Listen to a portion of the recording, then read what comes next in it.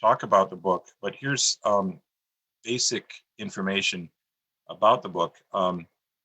Take a Stand, Art Against Hate is published by Raven Chronicles Press, which is a nonprofit publisher and literary organization founded in 1991. Think about that, 30 years.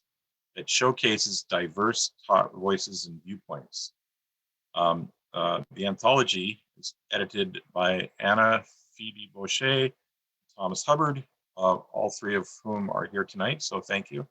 It features poetry, artwork, essays, and fiction by more than 170 contributors that confront past and ongoing injustices and offers visions of positive change. So, Anna, please tell us a bit more about the book if I haven't already said too much. There we go. You can hear me now, right? Yeah. Well, I don't think you can say too much. There's a lot to be said, a lot to be discovered. And here it is. I am holding it up, and you guys can do the same if you want. And I mean, I think the reasons for why this anthology are probably very apparent to everybody in terms of the historical period we were living through with a certain person in the White House and sort of like everything, all the quote unquote norms thrown to the wind.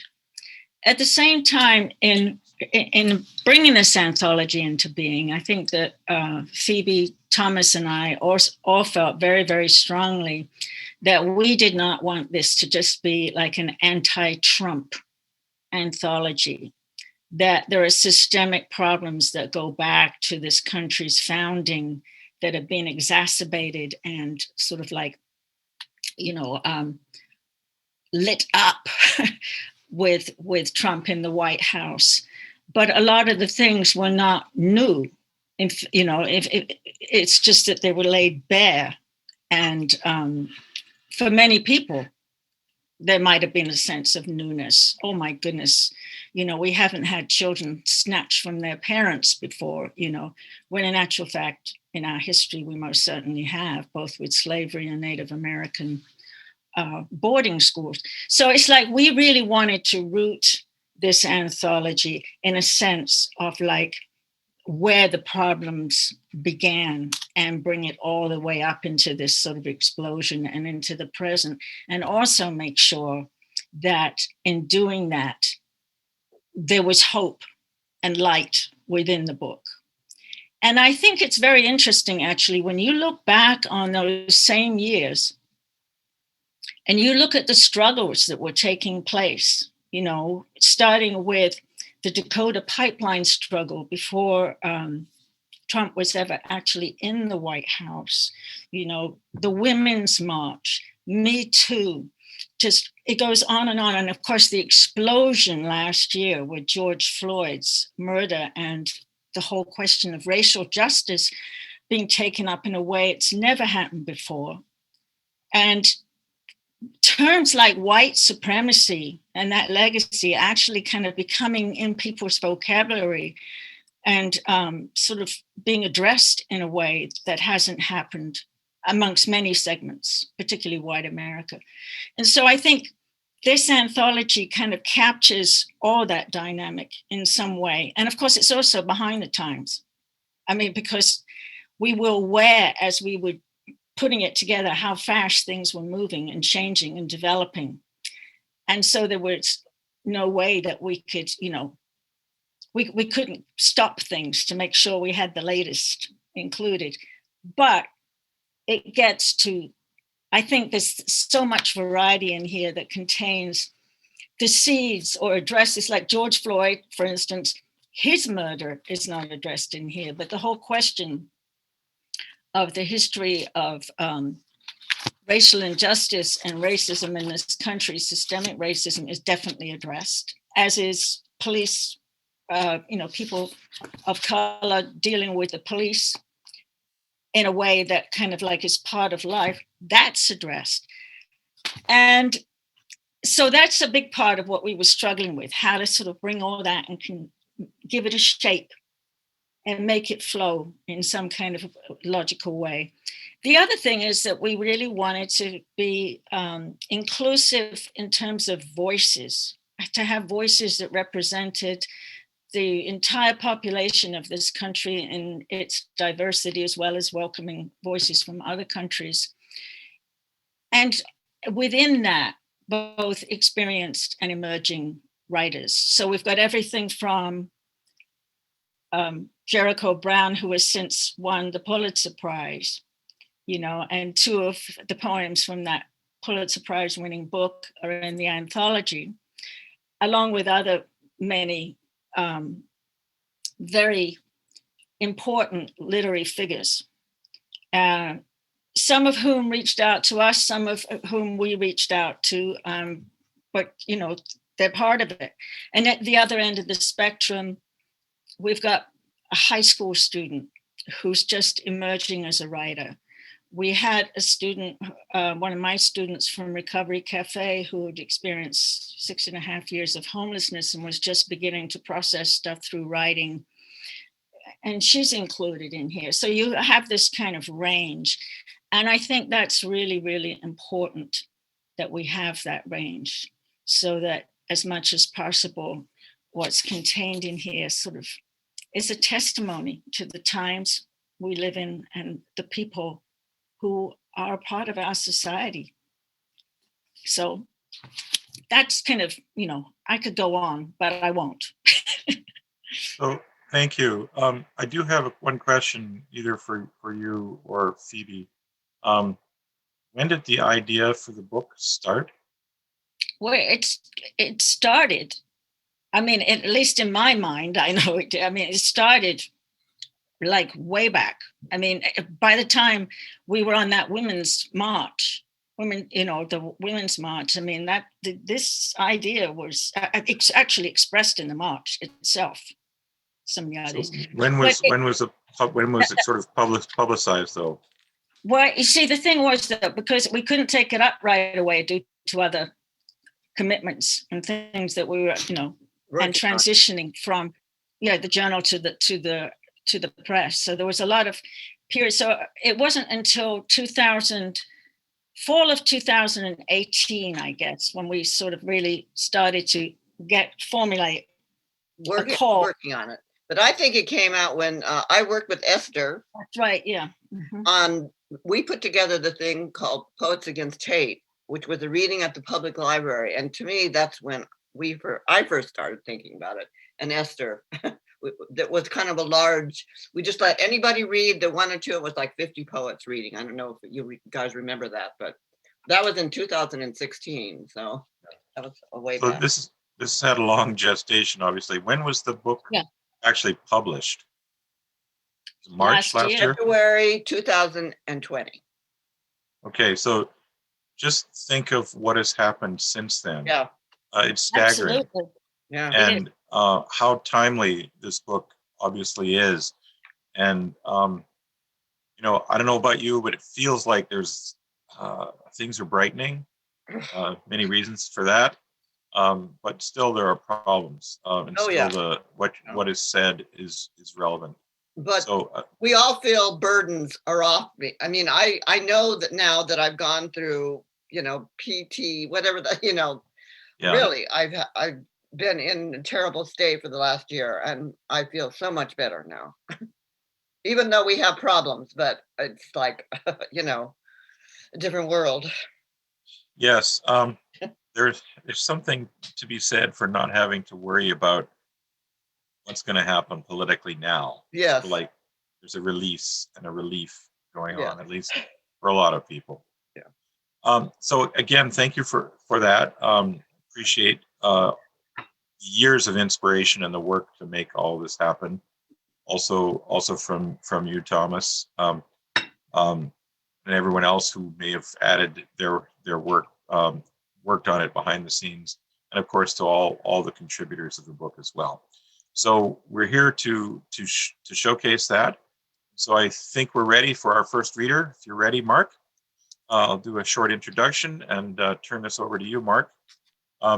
So Mark Bodan is a poet, theater artist, and bookseller living in Livingston, Montana.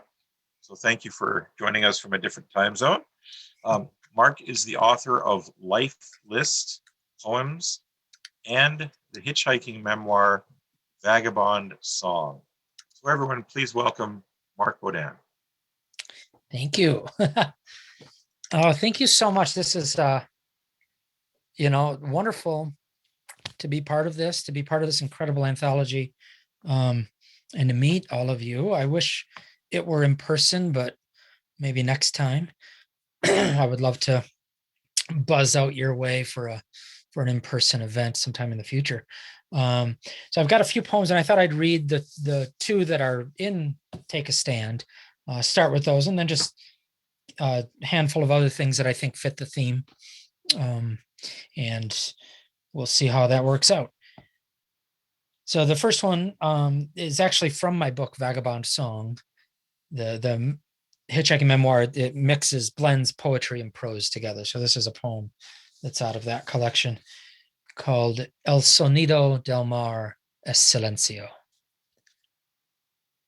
Somewhere between an endless field of morning-closed wildflowers and the bitterness of another rented room, I stand waist-deep in the sea's embrace, allowing the riptide to drag me through the sand into a mystery we can know but once.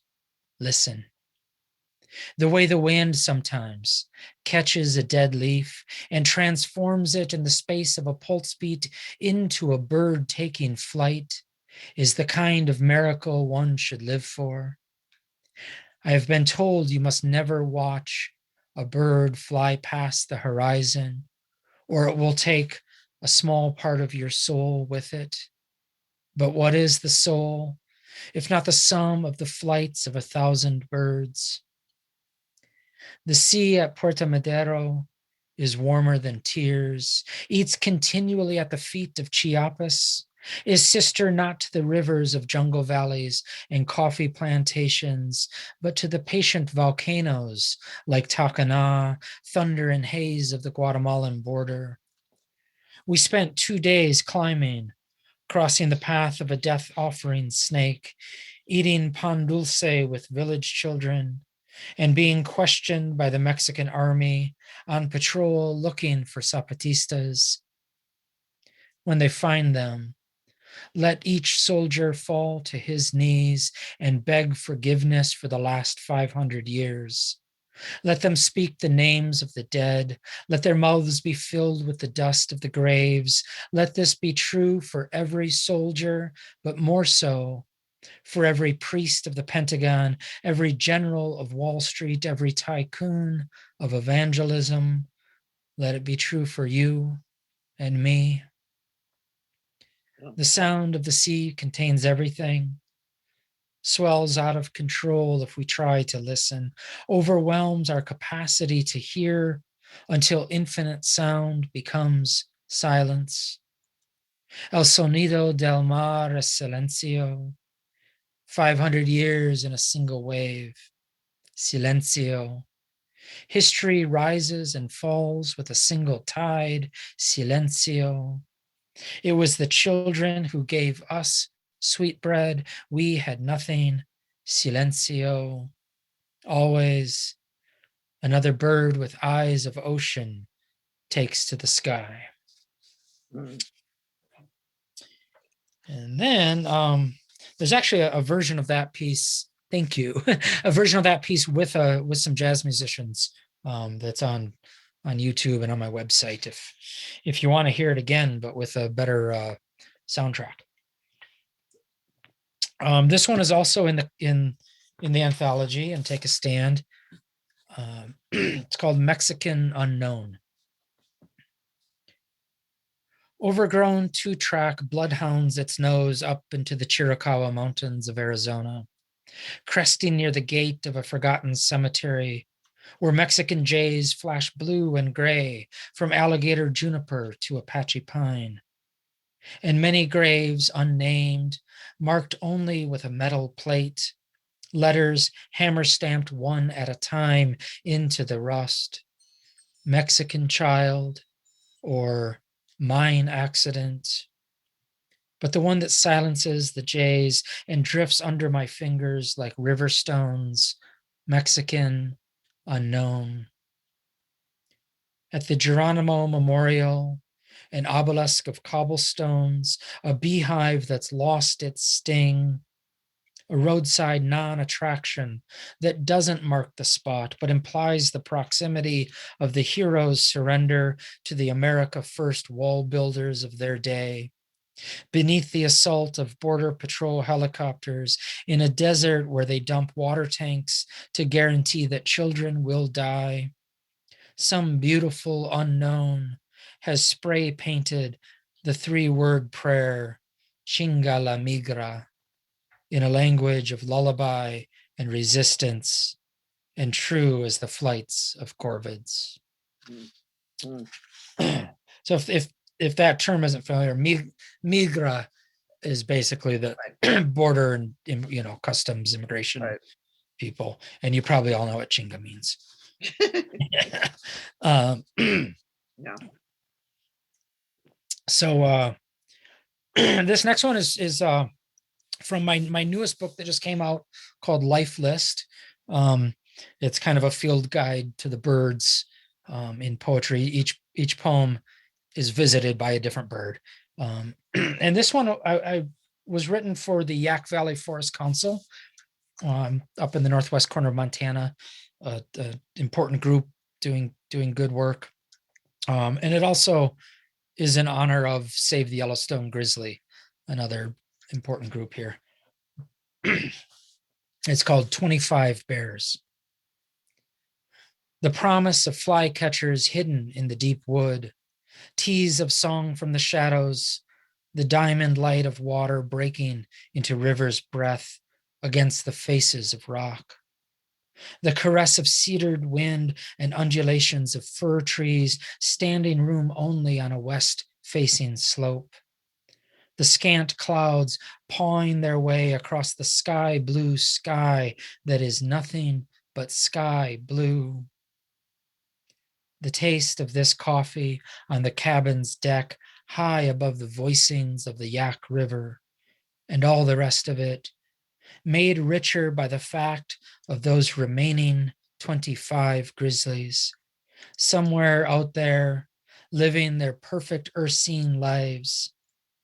Without them, colors fade to sepia, sounds to a distant tin, and we lose some part of ourselves impossible to describe to future generations, who will grow old believing that the natural shape of their soul is to have a cold, dark nothing lodged at its center, a hole the size of a bear track in the spring mud. All right, well, 2 more, and the last one's super short. This one was, my attempt to respond and work out my response to the murder of George Floyd. As a white man living in safety and comfort, realizing that, on any given day, my 8 minutes and 46 seconds are worlds away. And how do you come to terms with that? It's called 8 minutes and 46 seconds. It takes about a minute to brush my teeth, another to pour a cup of coffee and bring it to my writing desk. I stare out the window for 2 minutes, watching the slow creep of clouds across the sky and the nervous laughter of leaves at the wit of the wind. Get pulled in for a minute by Accardo's violin in this concerto by Paganini. For another minute, I'm back at the window. A starling pauses on a utility pole, angel on a pinhead, then gone. The violin, I was going to say it takes my breath away, but it doesn't. Not really. A minute passes. Clouds, birds, a bow on strings. I've lost a minute not thinking, just drifting in some vague doldrum of the morning. For 45 seconds, I try to think of what I could possibly say, what words on this paper could possibly not fail, not ring hollow, not reek of privilege and performance. In the last second, I admit I can do nothing, and yet I can do something. I can't start a fire to burn away the hate, the fear, the years of atrocity, but I can offer what I am as kindling. I can burn as brightly as I am able. Yeah. Okay. Thank you. So this very last one, it's very, very short. It's also from Lifeless, and it also was included in another beautiful anthology called Welcome to the Resistance, that was put out by Stockton University Press. And so before I go, I just want to say thank you so much to the hard work that it took to put together such a beautiful and important document. Yeah, and you know, like Michael said, I think it was Michael said, I wish we didn't have to keep doing books like this. Maybe it was Anna, I'm sorry. But of course, you know, we are. It reminds me of the t-shirt I saw on was it Sister Ardith, maybe, you know, a t-shirt at a protest, and it said, I'm already against the next war. Right? And so we, you know, we've got to stay active and vigilant, and positive. You know, we need joy as much as our righteous anger. So this is called Meanwhile. Lifting like a fog from the face of the river, wings torment the air, as a single line of pronghorn lope into the shadow of Cinnamon Mountain. The pelicans paint themselves across the marbled sky, yet somehow, somewhere, we are still bombing children. Yeah. Thank you so much for listening. Thank you. Right. Thank you, Mark. Phoebe mentioned in the chat that you have a bookstore in Livingston. I hope it hasn't been too adversely affected by our pandemic. Yeah, So, no, it's been decent. We have such a great group of supporters, and people, when we were closed for a while, people just started ordering online from us, and yeah, we're kind of one of the lucky ones. Other people, restaurants, I think in our town had a lot worse. You know, bars and restaurants. And certainly need the words. So thank you for yours. Thank you all. So next up, we have Risa Denenberg, who lives in Sequim, Washington. She's a co-founder and editor of Headmistress Press and curator of the Poetry Cafe, which you can look up online. Her book, Posthuman, was the finalist for the 2020 Floating Bridge Chapbook Contest. So everyone, please welcome Risa Denenberg. Hi, I guess I have to say something to show up. I also want to thank the everyone who put work into this book. It's a beautiful book. I didn't hear Anna mention this. Maybe you did, but I just want to emphasize it also has beautiful artwork in it, really complementary to the poetry and wonderful poems. Everybody should have a copy of this book. I am going to start by reading the poem that I have in the book. It's called Yellow Star. And I want to say about the poems I'm going to read, all of them were probably written before 2016 until I get to the last one. Maybe not, but they are in my book that was published in 2018 and were written before then. So this poem, Yellow Star, it makes a reference to the tragic fire in 1911 at the Triangle Shirtwaist Factory in Greenwich Village, where young female garment workers who were mostly Jewish and Italian, and they were locked inside, so couldn't get out, and 146 of them jumped to their deaths. The Yellow Star is, of course, the star that Jews were forced to wear in Nazi Germany.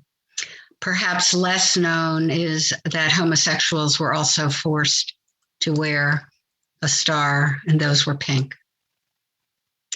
Yellow star. In my case, the yellow star will be made of two perfect pink triangles cut from cheap dry goods at the Triangle Shirtwaist Factory, where the women sew stars on at the ready, hunched over their singers and not wasting time on stairs, work right up to closing time, then jump.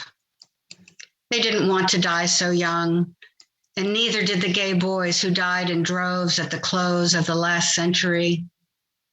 I would be one who would beg you to shoot me, who would know that borders lie, that I could not endure the march through the woods and the snow to the trains at the end. We who say never forget also know that it could happen again to us. And we do not know more now than we did then how to make it stop. The stitching never ends. For practice, I have sutured my arm to my sleeve with triangles made from pages torn from the book of Job. So the next poem I'm going to read, you may remember the picture of the 3-year-old boy named Alan Kurdi, whose lifeless body had washed up on a Turkish beach. It was pretty awful to have to see. The poem is titled Diaspora, and it is dedicated to Alan, Galip, and Rihan Kurdi. They all perished. I see them in nightmares or when muted in meditation. There, they were doctors, greengrocers, stonemasons. Here, they snake around barricades like a river. I see them when I'm working in clinic, listening to lungs or dressing a wound, staying late to finish notes, weary and irritable. I see them when I inch in traffic or hike a mountain trail. There, they ate breakfast, went to jobs, read the daily, made love. Here they lie dead on highways like roadkill. I see them in the church on Christmas Day, where I serve ham and mashed potatoes, because after all, I'm Jewish and I have nowhere else to be. I see them in the shower and when I pray, which I do sporadically, and I envision them streaming as a long bridge across sinister waters full of vipers, swelling the roads to a town near you. There, they were proud of their kids' report cards. Here, they struggle to keep children from drowning. I pray to see them and to not see them, because it's so much worse than I can fathom, and I can't imagine an act that could make it right. I see them as my family, ghettoed in their Russian shtetl, then crossing the ravenous Atlantic to an unknown fate. There, they prayed and were slaughtered. Here, we forget to pray and prosper.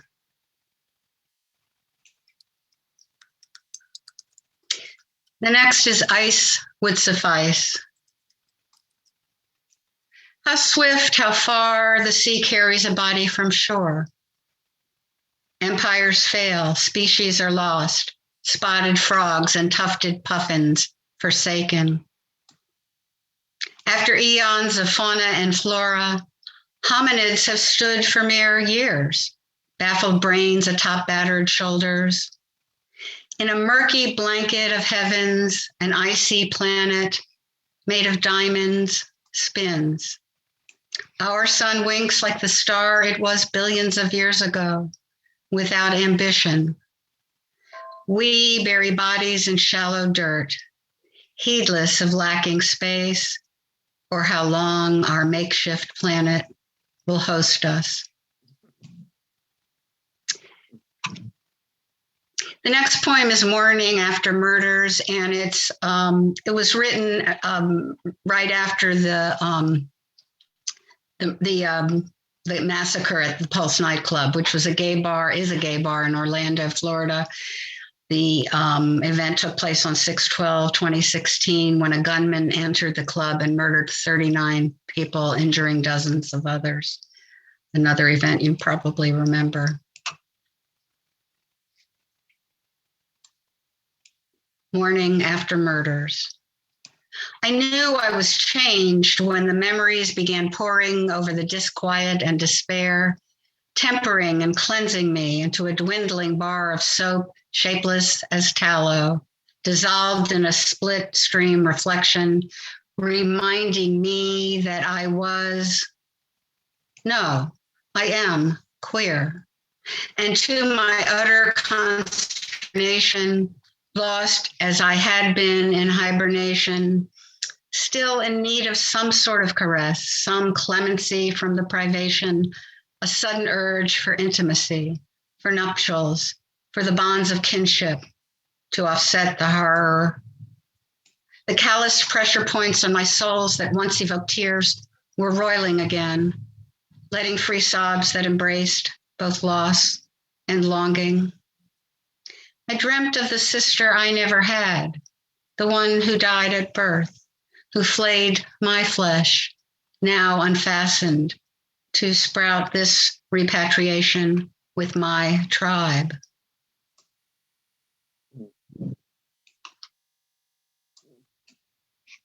The next poem is called Stress Positions. In yoga, when limbs tremble and bend, I rest in child's pose and dwell on stress positions pressed on prisoners. My slight discomfort weighed against their agony. In tree pose, I'm a tent post in a muddy bivouac. I confine my limbs in eagle pose as limbless orphans concoct makeshift sports. In crow pose, I see flocks of stateless refugees who occupy camps where small caged birds are the preferred pets. Lying in corpse pose, I wonder how many graves are lost at sea. My sorrow, useless as a prayer.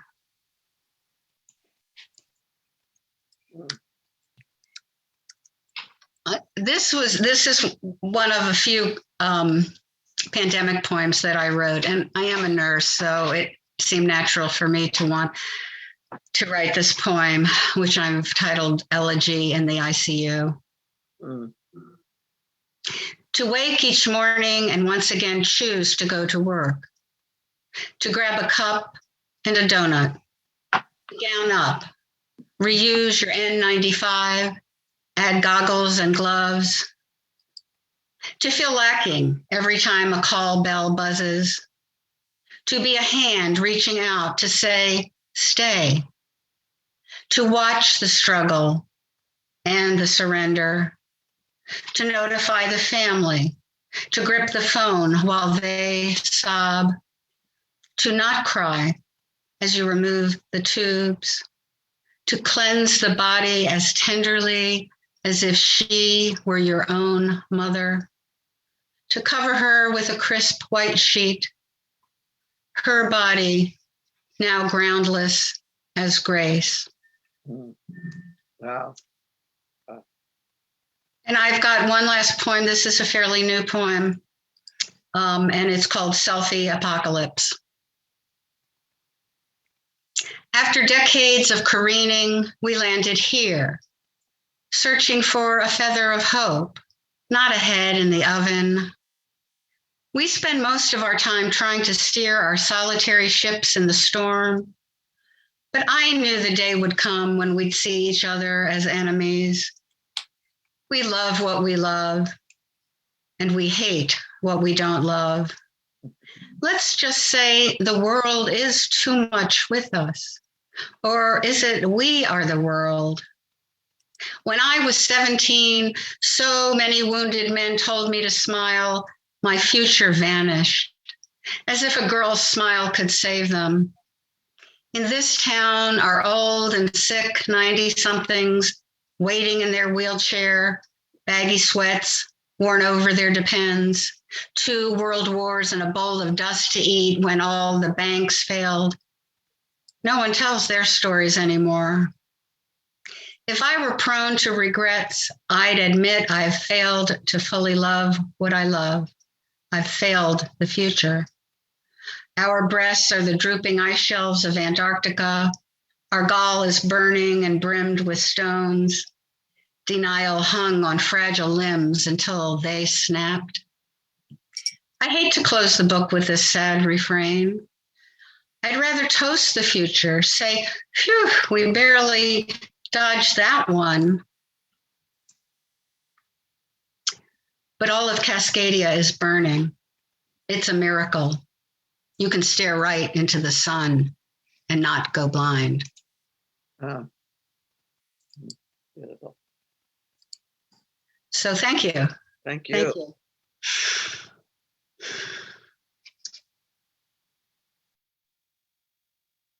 Thank you, Lisa.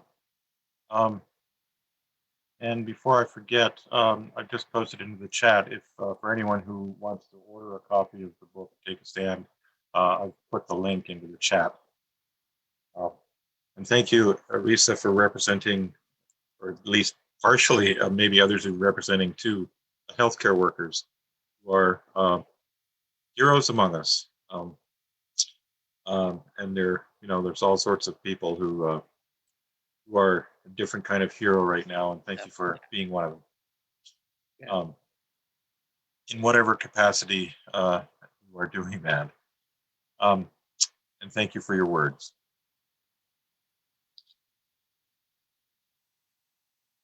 So our next reader is one of the editors of Take a Stand. It's Thomas Leo Hubbard, who is the author of chapbooks, book reviews, essays, magazine features, and poems. He is a retired indie press publisher, Gazubi Tales, and educator who writes, edits, and holds forth from Kirkland, Washington. So everyone, please welcome one of the book's editors, Thomas Leo Hubbard.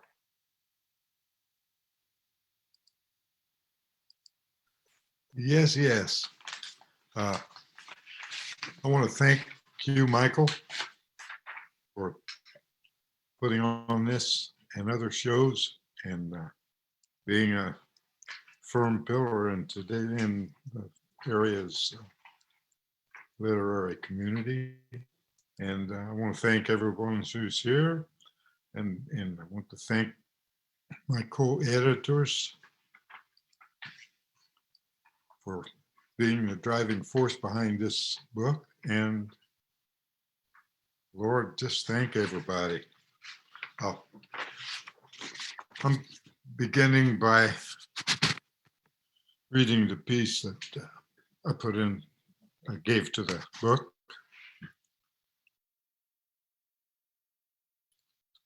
Titled Lower Queen Anne. And with that, I start my timer. Queen Anne is the name of a prime old neighborhood in Seattle. On Queen Anne Avenue, in a neighborhood called Lower Queen Anne, at the foot of the hill, sits a coffee house with some outside tables. A place for long Sunday mornings, people watching. It was on such a Sunday morning this scene unfolded.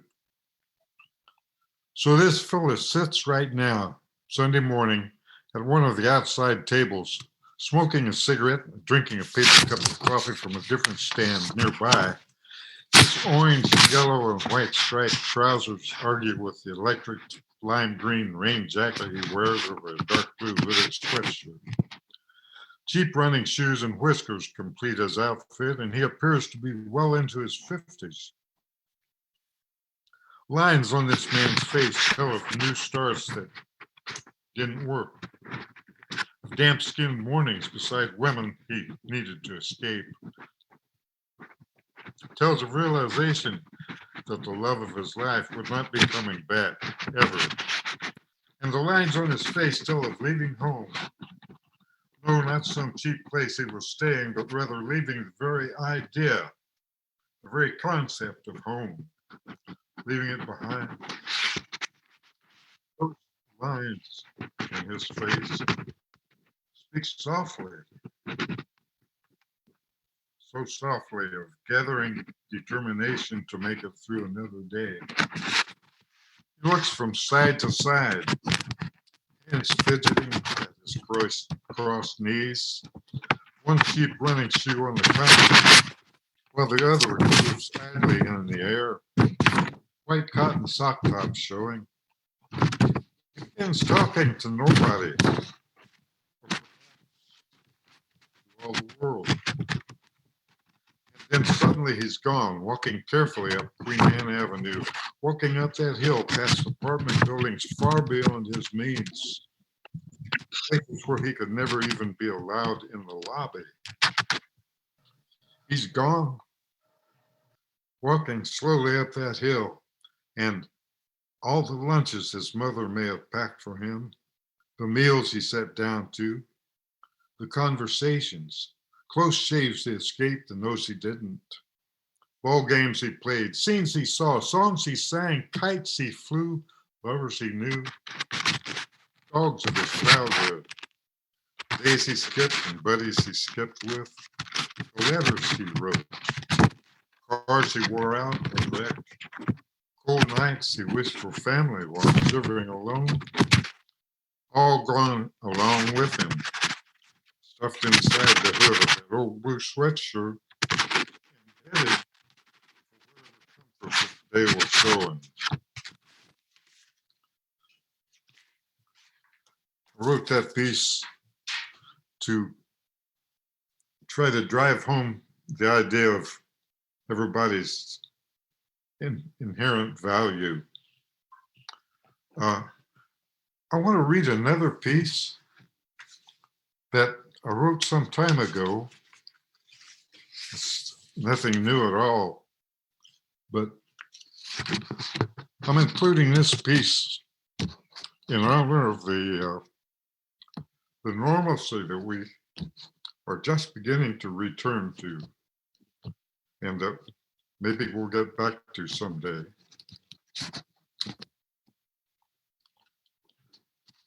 And I wrote this piece from a perspective, from a Midwest perspective, because that's where I was raised. Fender,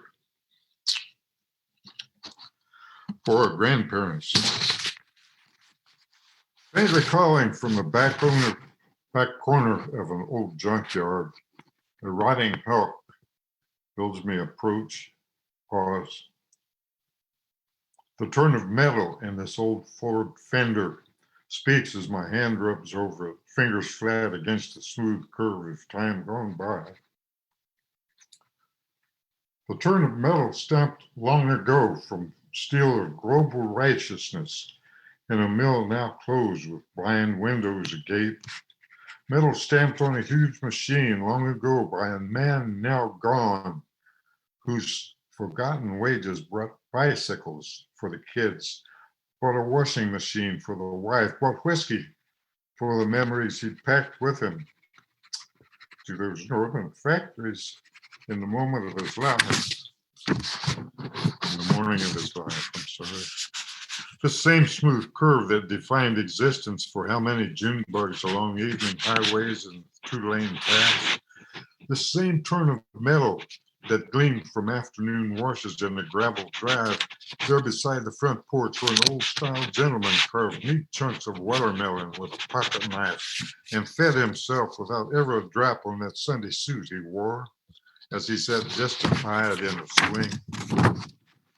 This nobly conceived Fender calls evening's release, a craftsman strolling with his colleagues from clock house to parking lot after a long day at work. It recalls time shared with friends and cold beer and fishing rods. Recalls walking like a man or not at all. Recalls standing to hot words regardless. This old Fender regales my hand. Chuckling tales of bourbon and coke evenings in a woman's throaty laughter when second shift is over and the jukeboxes call. Chicken shack windows shine with the steel song of dobro guitars, pushing night aside for a while. The smooth turn of real metal in this old fender sings of the man who stunted and lived out his days, sings of the man whose faded photo molders hidden away, sings of the man whose family dispersed to separate realities, sings of a man whose work awaits oblivion in this junkyard and in all the junkyards, sings of a lifetime disappeared from this round world, of a day when even the junkyards will be gone. History quickly devours our trampled memories. And seeing time toss our endings carelessly into the dust.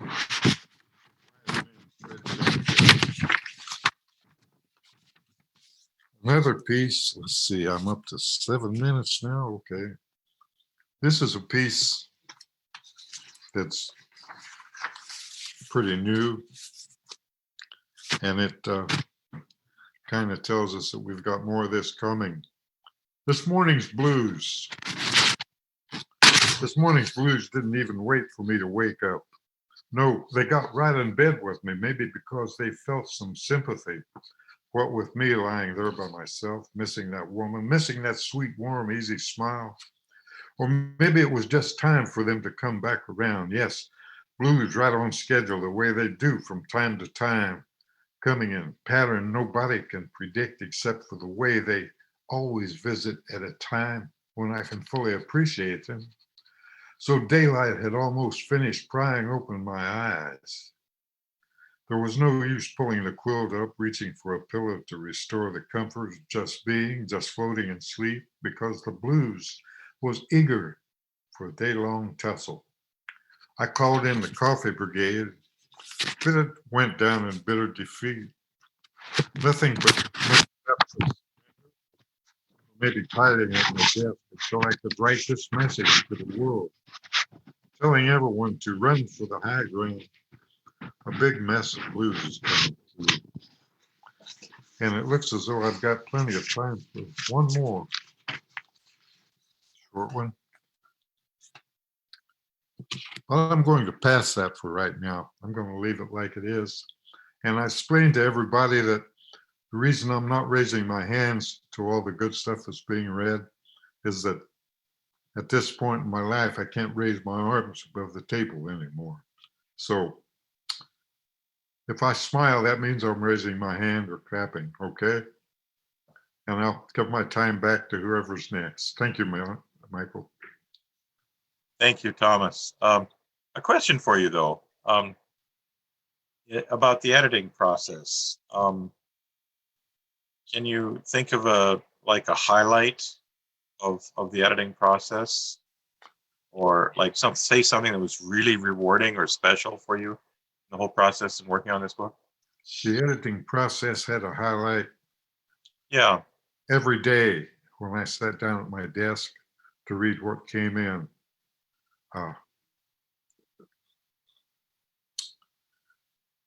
The portrait was just downright astounding. One piece after another. It was the best editing task I've ever set myself to, and I'm sure I sure recognize the privilege that it was to be part of this editing team. I imagine the vision of the book and the alignment of the submissions to that vision probably contributed to making it so rewarding for you and others. I hope so. Yeah, my own perspective on the book was, I think I expressed it pretty well, I guess, or pretty fully at least, in my in the introduction part that I wrote. We all three editors wrote an introduction, and I wrote one about a manner of being that was always illustrated by Vi Hilbert, and it's in the book. Well, again, thank you for sharing. Thank you. Yes, an important contribution. Editors are sometimes underappreciated, so thank you to all you and the other editors as well. Thank you.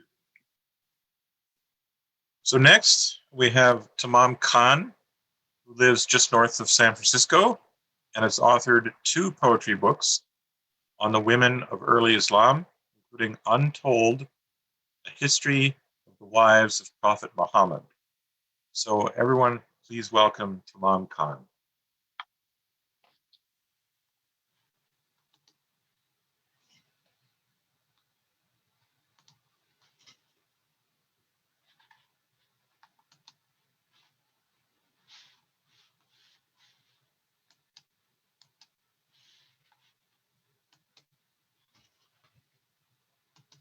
Okay, thank you.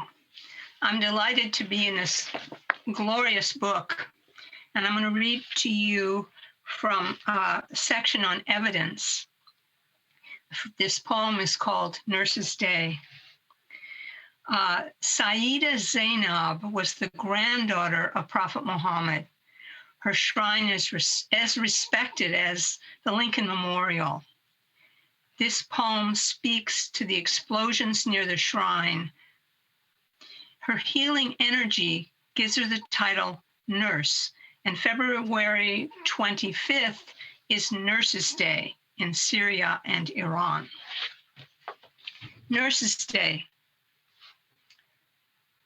Can't keep my hands to myself. I want to grab the belt strapped with explosives, crush and break the lit up timer under my heel, then shake that 17-year-old ISIS girl. She has her dream of paradise. I slap her hard. Wake up, you fool. No, this is not Islam. They've told you lies. You're just a firebomb. There are no chosen ones and no reward. This district's hit a second time, consumed with fear and loss. Close to the holy shrine, 6 bombs explode, symbolically malign you, great Sayyida Zainab, and your tomb. Wise daughter of the prophet, clarify your life, your dignity. Aware, you challenged tyrant Yazid. Couldn't save murdered Hussein, the hurricane of pain. You spoke the truth to power. Here again, we need your voice. A miracle, shockwave. Can't keep my hands to myself. I want to press the cheek of a girl one bomb has hurt. Concrete and bricks are mixed with car parts along the street. She's lying here. Hijab and flowered dress are soiled with blood. Skin pierced with cell phone bits. Oh, Zainab, legendary nurse, please hand me lidocaine, a hypodermic, and some tweezers, sterile bandages. Dust is thick. Assad's war is beyond sane narrative. We don't know how to stop it. Help us live. Help us live.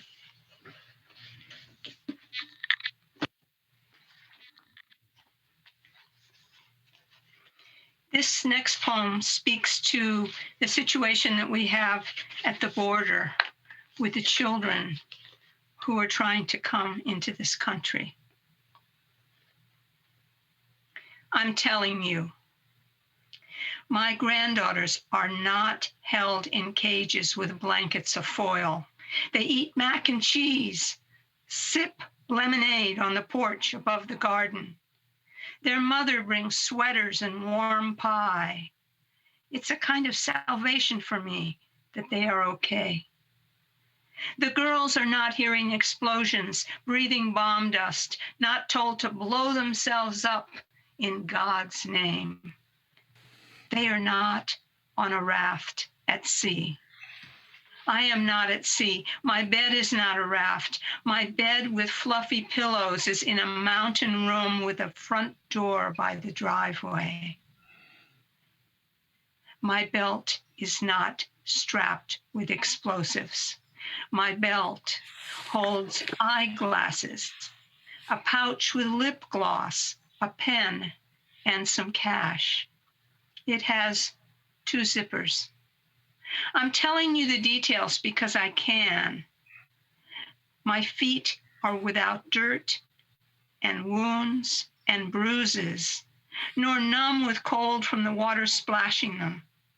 My darlings do not have to endure scraps for shoes. They are not pulled away from their mothers and shipped somewhere behind a wire fence, just held there until they begin to forget their mother's voice and who they were before.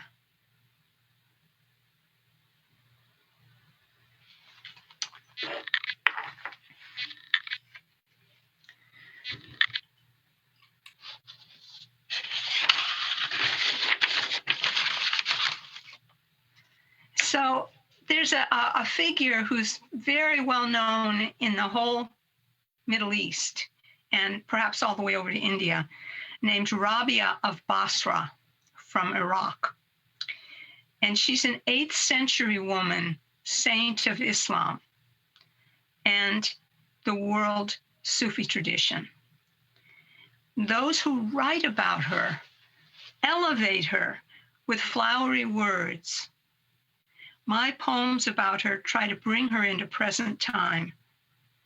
So here she is with my grandmother. The point of needlepoint.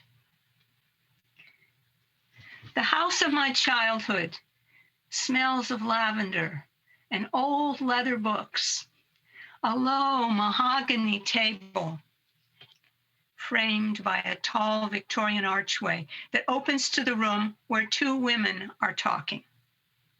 I wait on a bench in the hall. My grandmother Elizabeth speaks quietly with Rabia of Basra. Rabia calls me in. I nod to each and sit in the armchair between the 2 women, alive again. I set my dead cell phone on the table. Rabia, her bright face is wrapped in brown, a cloth that reaches to her sandals. Her fingers move along a string of wooden beads. My grandmother is working, as she does, with the point of a needle. Her French yarns stitch patterns into mesh fabric. She glances over her glasses at me, at each of us, and back to her handwork. The 9-foot window behind her chair streams light in a moment outside of time. I lean in as Rabia gestures toward her. What an honor to meet Elizabeth, your grandmother, a woman who serves a single calling, a great needlepoint artist in heavenly yarns, sewing stories together. Learn from her. As Rabia has said, like a needle, be always engaged in spiritual work. Now and then, the past enters the present. Today, the present sits with the past in a house at 404 East Deer Path.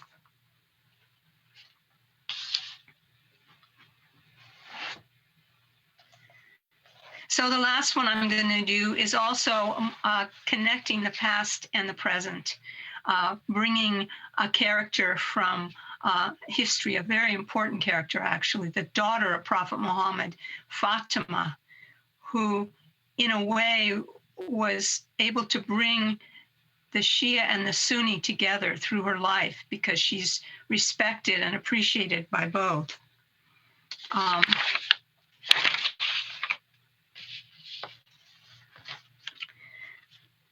This poem doesn't need much of an explanation. It's from my book, Fatima's Touch.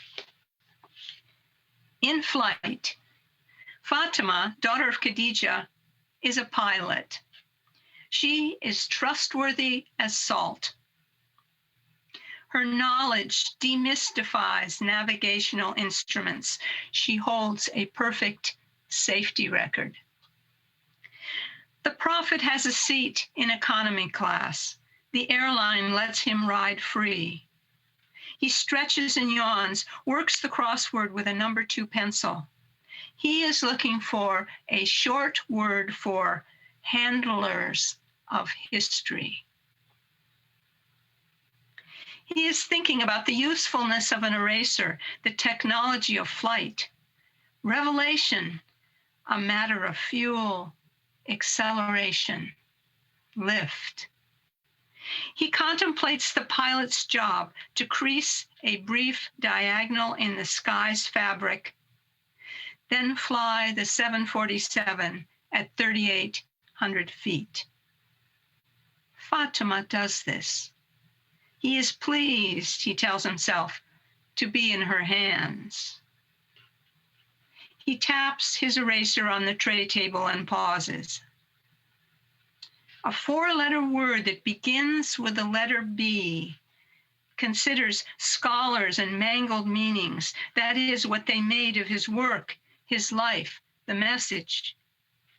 Bent or bash won't fit. Ah, bias.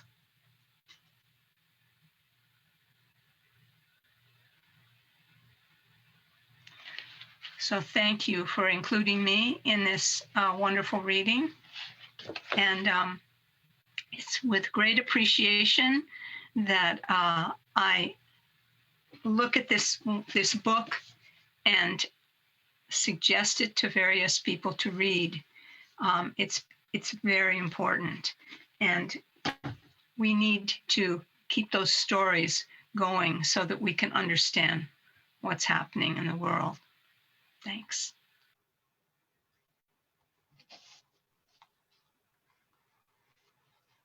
Thank you to Mom. And thank you for the journey of your poems. And that's something I love about poetry, is the journeys they offer.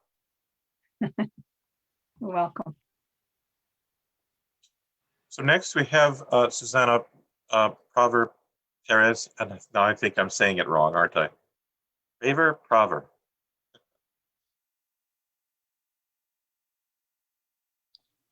Yeah, Praver Perez. Praver, okay. Yeah, I've forgotten already. It's all right. So Susanna Praver Perez is an Oakland-based pushcart-nominated poet. Her first full-length book of poetry, Hurricanes, Love Affairs, and Other Disasters, will be released by Nomadic Press in 2021. That's what we said when we put the bios together. Is it out yet? No, it'll. I have a date now. It'll be the very end of June or early July. Okay, well, congratulations on that. Everyone, please welcome Susanna Praver Perez. Thank you. As others have said, it is such an honor to be reading tonight for this beautiful book. I feel very honored to have a poem in this anthology, and I'll start with that one. It's called Just Breathe. A solo scrub jay, perched on a wrinkled orange tree, calls out dawn like nails on a chalkboard. I can still remember mornings like symphonies and plump oranges on glossy green. Oakland wakes to a gray brew of pollution and soot, and my sister can't stop coughing. A wheeze planted its rusty roots in her once pink lungs. Pesticides drift, settle on a withered hibiscus. Birds fall, bees die. Monsanto, not my saint. Monsanto dances with the devil on a bed of crushed wings, dollars jingling in its pockets. I recycle, reuse, reduce, but what can I do to curb corporate cravings that shoot up towns and rainforests, greenhouse gases spurting from exit wounds? Who would imagine we take to the street and march for air to breathe, for water to drink? Thousands strong, our chants rising like ravens. We march for a future for the sacred earth. We march in the too hot sun, so sweetgrass may always grow. We march, lest we leave our children a fractured sphere, and to our grandchildren, nothing but prayers. So that was written for the San Francisco Climate March a few years back. And this next piece is about the different marches. This is about the Black Lives Matter marches from last summer. And it's titled, All We Need Is Love and a New Anti-Racist Praxis. On the radio this morning, the Puerto Rican mother of a child slated Sandy Hook implored, in the name of her murdered daughter and her living Black son, do not stop. Keep on marching. Do not stop short this time. The world was splayed open Memorial Day Eve by a 9-minute knee that broke the camel's back and George Floyd's windpipe. Broke the other cheek we've been turning for centuries. A weeping teen held her ground against blue mace, had no idea her Facebook post of a man moaning for his mama while a cop crushed his life would reroute history.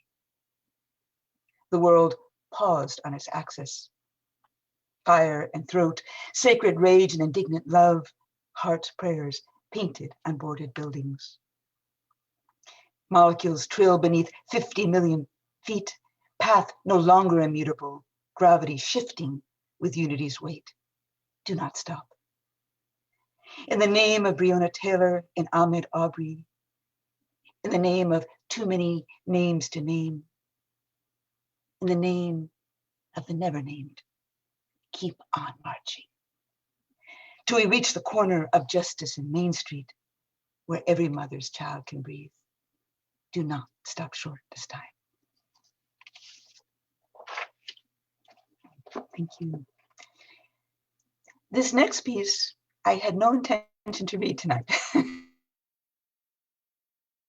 And then Anna was talking about the Trump years, and it brought this poem back to me, and I just thought I will read it. I had sworn not to read it after the election ever again, but I will. It's called Orange. I once loved orange, the color of my mother's mohair sweater and my father's flannel shirt. Snuggled between them, scent of wool and autumn leaves, we wandered Berkshire days. I once loved the fiery orange sun that sunk on a pink feather bed over Long Island Sound, seagulls gliding above. I once loved sweet chinas, juice dripping orange down my wrists as I peeled their thick skin in the back seat of a rickety Jeep, engine straining as we climbed Puerto Rico's Cordillera into the clouds, fertile orange earth peeking between green. Orange was once sacred, like the robes of Buddhist monks, like a pinch of saffron in Persian stews, like achote coloring a caldero of arroz steaming on the stove while Danny Rivera croons on the radio. You have taken orange and turned it into an atrocity. Your version of orange is a flashing neon sign in Vegas where you gambled with our lives, sporting an overdone tan of the idle rich. I've long been wary of ruddy-faced men, imagined the red of their cheeks, not fine arteries beneath pale skin, but a mirror, reflecting blood shed by their hands or by their ancestors who handed down their loot. You move Monopoly pieces on a tilted board, amassed hotels while swelling numbers of people sleep in the streets, and others break their backs and their children's piggy banks to pay Bank of America.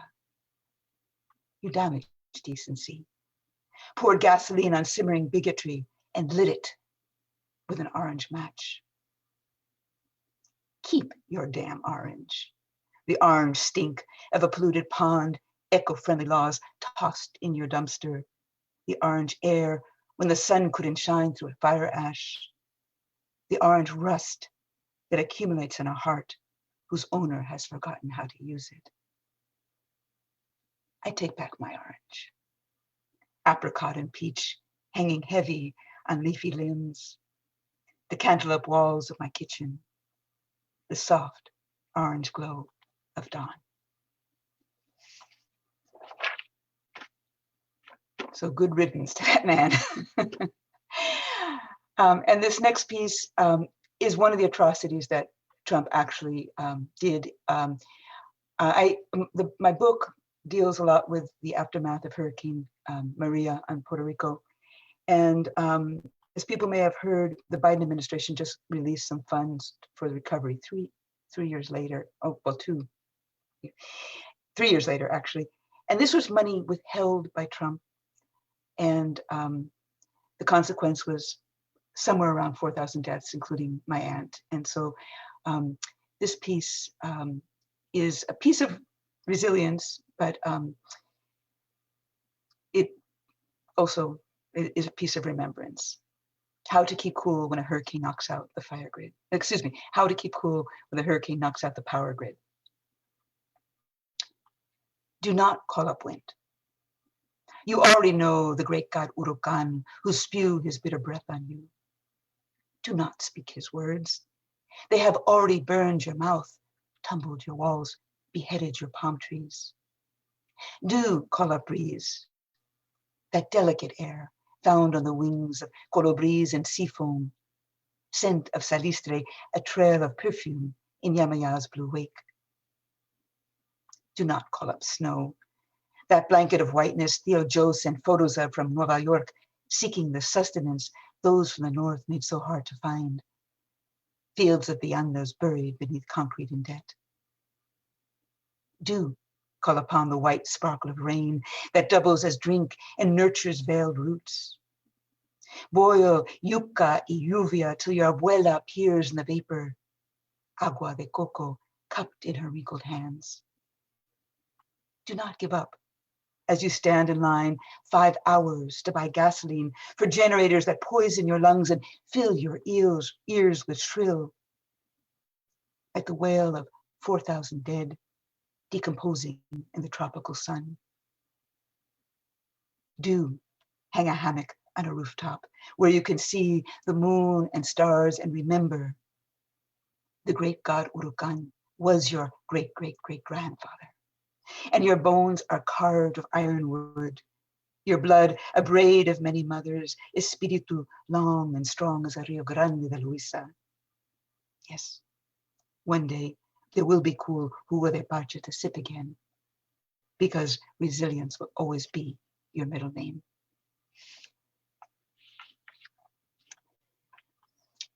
Thank you.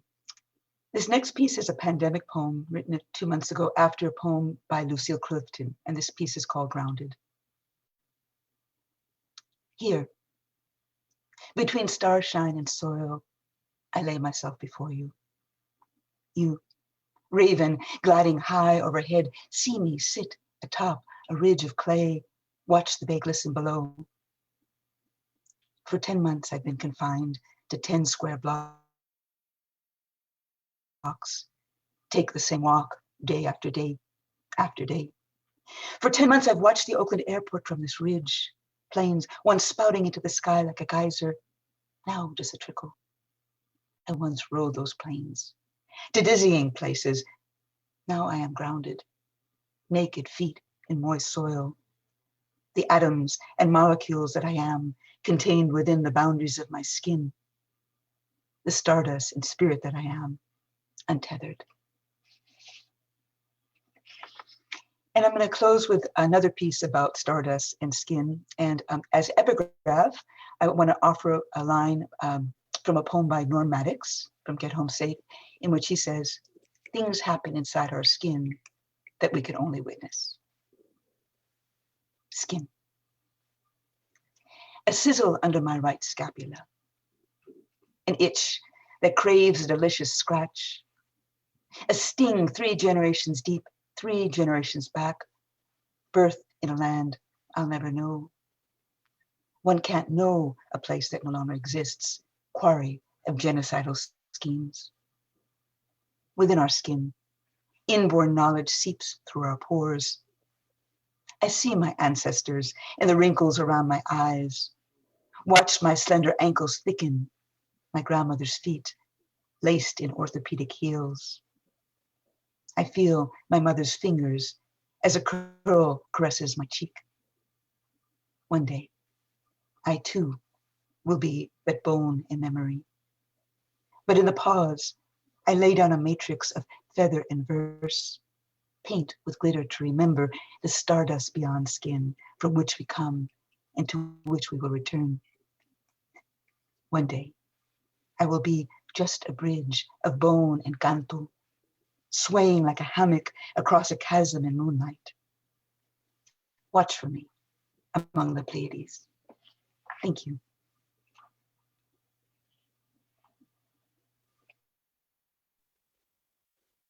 Thank you, Susanna. Thank you. And thank you for reclaiming orange. I had starter notes for a poem I wanted to call Agent Orange. And I just stopped caring, I just didn't want to bother anymore. But I love that you've reclaimed orange. So thank you. And thank you for your other poems as well. In the chat, I've just posted again, if you haven't seen it, the link to ordering Take a Stand if you would like to order a copy. So please do consider that if you haven't already. And at this point, I would also like to ask if we could take a group photo. If you would like to be part of that photo, please start your video. If you'd rather not, you can stop your video. That's fine too, whatever you like. And what I'd like us to do is hold up your hand as if you're waving, but don't wave it because that'll just be blurry. I will take a picture on the count of 3. So if you're all ready, 1, 2, 3. And now I'll see if that saved properly. Just a moment. Let's take another one. Hold on. Ready? 1, 2, 3. Yes, that's definitely better. Okay, thank you very much. I also wanted to ask a question. Have any of you been in a Zoom meeting where it's been Zoom bombed? So I'm seeing several hands, and I wanted to just, I don't know what your experience was like, but I wanted to mention my experience because it was an experience of hate. And it was shocking to me how disturbing it was. The Humanities Washington Speakers Bureau has a series of speakers on different subjects, and one of the speakers is Clarence Moriwaki, who his presentation is called "Let It Not Happen Again: Lessons of the Japanese American Exclusion," and it tells the story of March of 1942 when a couple hundred Japanese Americans were forcibly removed from Bainbridge Island, and the hate that underlied that. And I went to one of his presentations on December 7, so just a few months ago. And obviously December 7 is an important date, obviously. It's the event that precipitated all that happened. So there were maybe 100 people in this Zoom meeting when all of a sudden it was taken over by someone who displayed something very hateful, things like "go home, chaps," and other things that I won't repeat. And it was so shocking, and it was just so quick and sudden. It was sort of like, wait, is that happening? And then that person was removed, but they'd obviously planned it because the second person posted things that were far worse. And then there was graffiti drawn all over the screen. And I swear the whole thing lasted 30 seconds, but it was so shocking to me that somebody would feel that sort of hate or talk on that subject on that day. And it was obviously targeted. But it's criminal and literally criminal, and it was recorded and reported to the police and all that. And I don't know what's happened, but it was so unsettling that people would feel that way about any race, any difference, whatever the hate is, that this would happen. And what happened next was what was so moving to me. I mean, it's so shocking, is that Clarence Morawaki, the speaker, he hardly missed a beat. He said, and that is why this message is still important today. And the fact that he wasn't more shaken was also so sad, because he'd obviously experienced this sort of thing before. It wasn't news to him. And to me, that's not a world I want to live in. And perhaps you've had Zoom bombing experiences like this, some of you, that have come out of hate rather than just malicious mischief. But it's not a world any of us want to live in. I think that's something. I mean, how do you make a difference? The answer is, there are so many ways to make a difference, to react against it and to change the world. And ultimately, I'm thankful for a book like Take a Stand, that can make a difference, can attempt to make a difference and say, no, this is not the world we want. We want a difference. So I'm grateful to everyone who's part of this book and those who support it with editing and publishing and marketing and all those other things, selling the book. Thank you for taking a stand and making a difference. And again, thank you to everyone for participating tonight and listening as well. What I'd like to suggest at the moment is, if anyone has comments, we can do that for a few minutes, comments or questions about the reading and what we've been sharing tonight.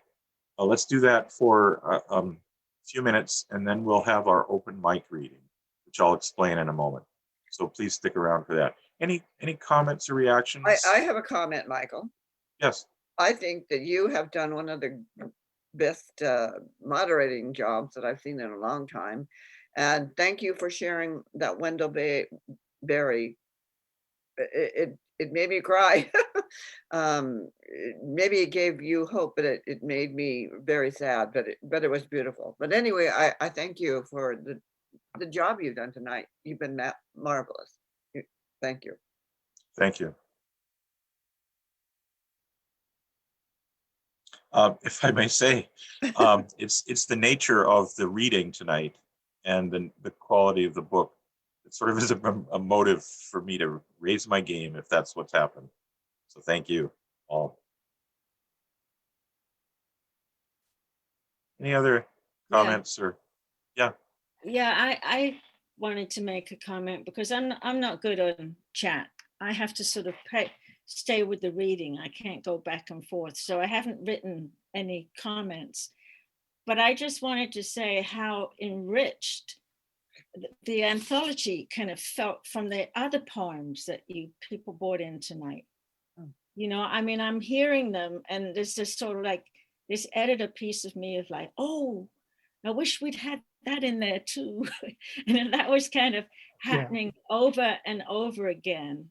And you kind of built on one another with that. And it was just lovely. And things that kind of were both really warming and heartbreaking. And that is the dichotomy, right? You know?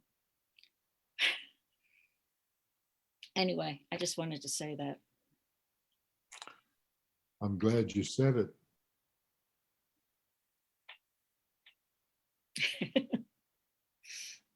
Thank you. Anyone else have something to share or say for our open mic?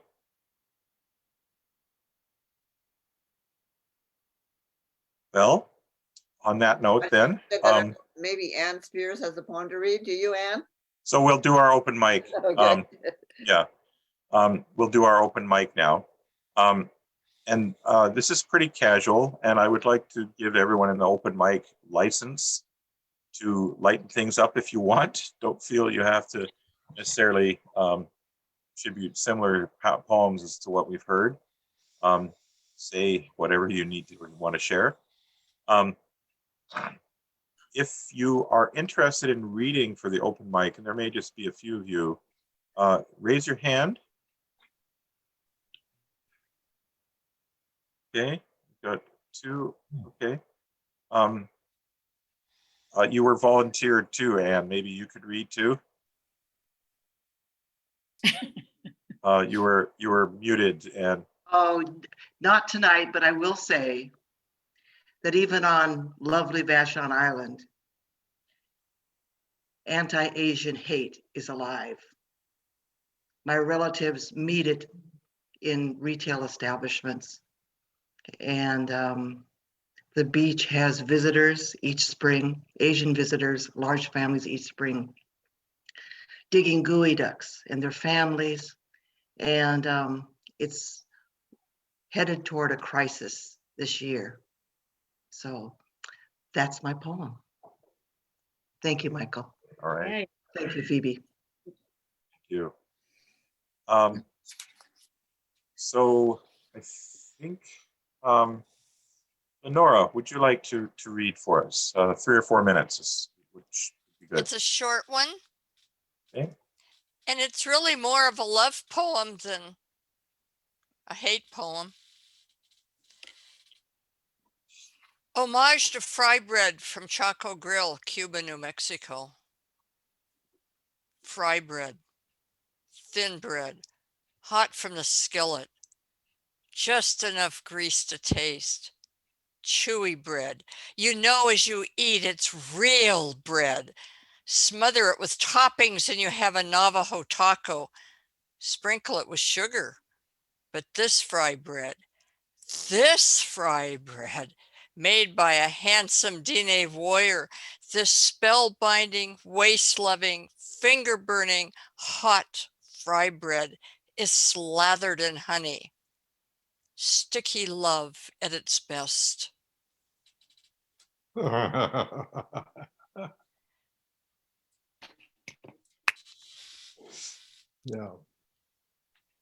I miss Albuquerque, but I'm glad to be back home. And where do you live now? Richland, Washington. Okay. Oh, thank you. I heard it was kind of warm over there today, or it's going to be, like in late high 60s or low 70s. I don't think it got that warm, but it got warm, but it was damp. Yeah. Yeah, I'm ready for spring, as you can tell by the blossom picture behind me. So thank you. Anna, you had a poem or two. Well, I wanted to read something from the anthology, not something of mine. Okay. But I wanted to read this poem because I feel it's the second to last poem in the book, Why Whales Are Back in New York City. And I just love where it takes us, because I think it's important that we go to this place. So I wanted to share this, and I may mispronounce some scientific terms, so just hold with me. And the word orange does appear in this poem. So it's by Rajiv Mohabir. After a century, humpbacks migrate again to Queens. They left due to sewage and white froth banking the shores from polychlorinated biophenol, that's what I can't pronounce, dumping into the Hudson and winnowing Manhattan schools. But now grace, dark bodies of song return. Go to the seaside, hold your breath, submerge. A black fluke silhouetted against the Manhattan skyline. Now ICE beats doors down on Liberty Avenue to deport. I sit alone on Orange A train seats, mouth sparkling from sings. No matter how white supremacy gathers at the sidewalks, flows down the streets, we still beat our drums wild. Watch their false god statues prostrate to black and brown hands. They won't keep us out, though they send us back. Our songs will pierce the dark fathoms. Behold the miracle. What was once lost now leaps before you. So Good, thank you. Thank you, Anna. Anybody else like to read? Aisha, if you have a poem, please unmute.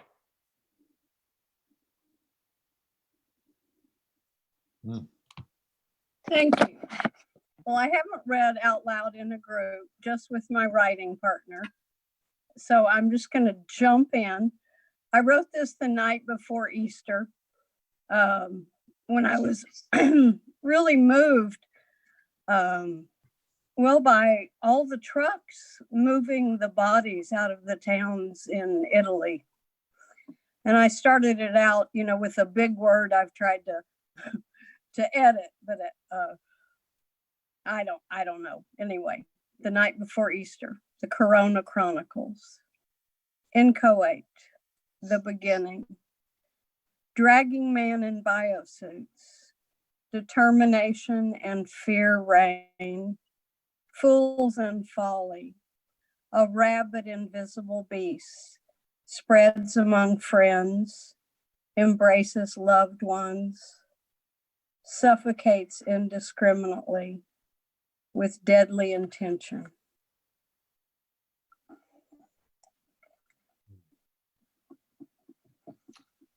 It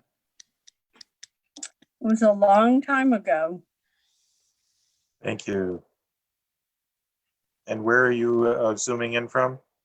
Kansas City. Oh, so it's quite late for you there then. Thank you. I saw this earlier and I wanted to listen because I know Tamam. Well, thank you for joining us and for sharing your work. Thank you. Is there anyone else?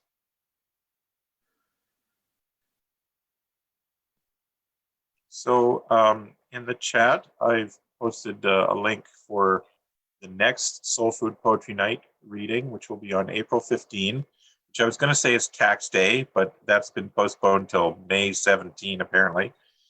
So you don't have your taxes to do that night. So please come back.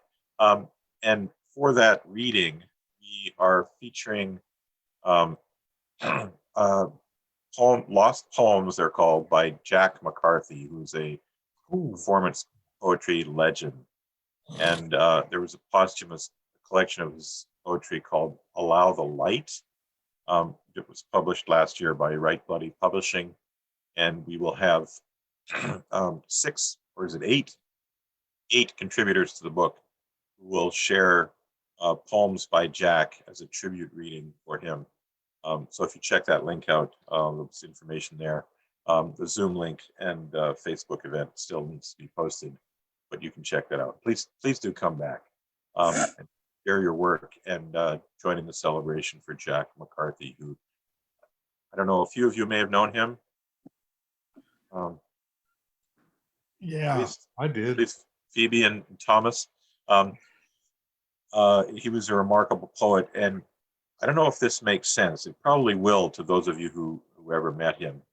He was not only a fine poet, but also one of the best listeners I've ever met at poetry readings. He was so attentive. And I don't know if you knew this, but I believe at every poetry reading he went to, he wrote down the name of every open mic reader and the poems that they read. And he had databases, not index cards, I guess, of every poetry reading he went to for years.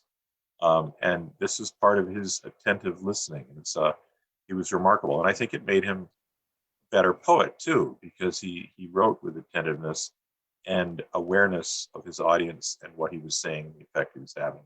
So he had also been featured at SoulFood Poetry Night years ago, maybe, I don't know, 2008, or somewhere close to that.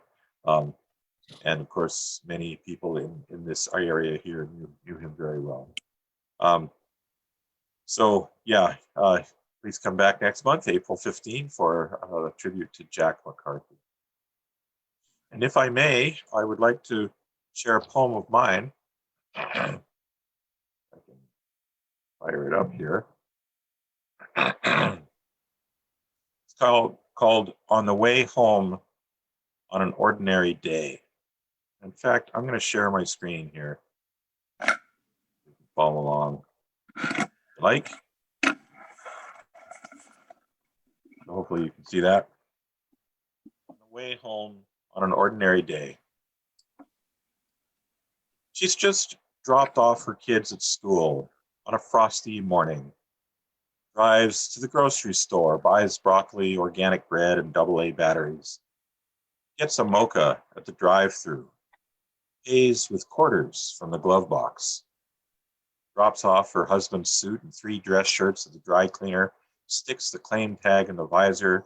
Meets Jennifer for lunch downtown. Orders mushu pork. Talks about her kids, the school play, guitar lessons. Hears about Mark's promotion. Their plan to visit Florida come summer. Rejects only a little when Jen offers to cover lunch. Gets a text from her husband saying he'll be home late. Drives to the real estate office to pick up her refinancing paperwork. Pulls into Quickie Lube for an oil change. Stops at the mall, but just sits in her car for a few minutes. Such a long few minutes. Then decides not to go in. Restarts the Audi, and parks a little later at the library, returns a small stack of middle grade books, thinks of her children and her husband, his hand on her cheek when he left for work, touches up her lipstick in the rearview mirror, turns left onto a one-way street, dies instantly from a stray bullet. Oh, wow. Too real. Yeah. So there's that. Sorry if that's a downer. No.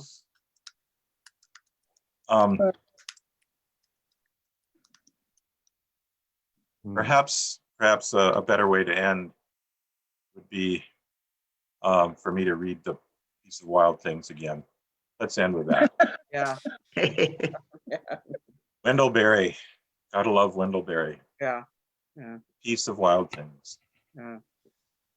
When despair for the world grows in me, and I wake in the night at the least sound, in fear of what my life and my children's lives may be, I go and lie down where the wood drake rests in his beauty on the water, and the great heron feeds.